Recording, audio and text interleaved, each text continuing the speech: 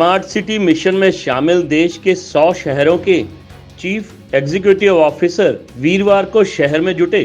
पहली बार चंडीगढ़ में इस तरह की स्मार्ट सिटी के सीईओ लेवल की अधिकारियों की कॉन्फ्रेंस हुई।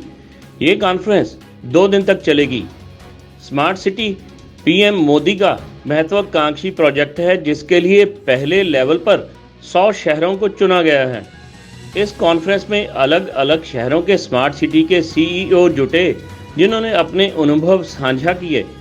स्मार्ट सिटी में हर शहर में अपने स्तर पर अलग अलग प्रोजेक्ट चल रहे हैं। इसका मकसद उन शहरों को न सिर्फ स्मार्ट बनाना है, बल्कि उन शहरों में रहने वाले लोगों की ज़रूरतों को समझकर उन्हें आसान बनाना है। चंडीगढ़ स्मार्ट सिटी की सीईओ आनंदिता मित्रा ने कहा कि ये बहुत बड़ा आयोजन है, जिसमें अलग शहरों के सीईओ जुटे हैं और अन्य शहर अच्छे अनुभवों को सीखेंगे और अपने शहर में अप्लाई करेंगे। चंडीगढ़ आज मान महसूस कर रहा है कि 100 स्मार्ट सिटीज का जो गवर्नमेंट ऑफ इंडिया का कॉन्फ्रेंस है वो आज हम होस्ट कर रहे हैं। हमें होस्ट सिटी का दर्जा दिया गया है। आज करीबन 60 स्मार्ट सिटीज पार्टिसिपेट कर रहे हैं 100 में से। 125 150 के आसपास हमारे डेलीगेट्स आए हैं। 40 के आसपास सीईओ स्मार्ट सिटीज आए हैं, जॉइंट सेक्रेटरी महुआ आए हैं। और ये 2 दिन का कॉन्फ्रेंस है जिसमें सारे स्मार्ट सिटीज अपने एक्सपीरियंसेस शेयर करेंगे, अपने बेस्ट प्रैक्टिसेस शेयर करेंगे। किसी ICCC ने सिक्योरिटी पे काम किया है, किसी ICCC ने सोशल सोशल वेलफेयर डिपार्टमेंट के ऊपर काम किया है, किसी ने हेल्थ पे काम किया है। हम वो सारे केस स्टडीज एक जगह करके एक दूसरे की लर्निंग से सीख के अपने ICCCs को और ज्यादा मजबूत बनाएंगे इन 2 दिन के वर्कशॉप के बाद। मैं लोगों को ये कहना चाहती हूँ कि सरकार या प्रशासन या म्युनिसिपल कॉरपोरेशन जितनी मर्जी कोशिश करे, अगर उसमें सिटीजन का योगदान बढ़ जाए तो वो स्कीम या वो प्रोजेक्ट 80-85% पे रुकने के बजाय 100% तक जाने की क्षमता रखता है। As municipal corporation commissioner and as CEO of Chandigarh smart city, मैं तो दोनों स्कीमों में चंडीगढ़ को अव्वल ही देखना चाहती हूँ और मेरी पूरी कोशिश रहेगी एडमिनिस्ट्रेशन से, एडवाइजर साहब से, सेक्रेटरी साहब के सपोर्ट, गाइडेंस और कंटिन्यूअस मार्गदर्शन से कि हम जरूर हर स्कीम में अव्वल आएंगे। वहीं इस कॉन्फ्रेंस में आए managing director smart city Kunal Kumar ने कहा कि 100 शहरों को स्मार्ट सिटी के रूप में डेवलप किया जा रहा है। स्मार्ट सिटीज अगर आपको याद हो तो 100 शहरों को स्मार्ट सिटीज करके डेवलप किया जा रहा है। ये एक बहुत ही महत्वाकांक्षी प्रकल्प है और 100 शहरों में जो काम हो रहा है ये बाकी शहरों के लिए दिशा देने वाला काम हो, इस तरह का काम करने का प्रयास है। इन शहरों में डेटा के क्षेत्र में और टेक्नोलॉजी के क्षेत्र में कई इन्वेस्टमेंट्स किए जा रहे हैं। अगर आप भारत का भविष्य देखें तो एक रैपिड अर्बनाइजेशन का, शहरीकरण का भविष्य है। इस शहरीकरण को बहुत सारी सेवाओं की जरूरत पड़ेगी। ट्रांसपोर्टेशन की जरूरत पड़ेगी, पानी की जरूरत पड़ेगी, स्वच्छ हवा की जरूरत पड़ेगी, हाउसिंग की जरूरत पड़ेगी, सेफ्टी की, सिक्योरिटी की, हेल्थ की, एजुकेशन की।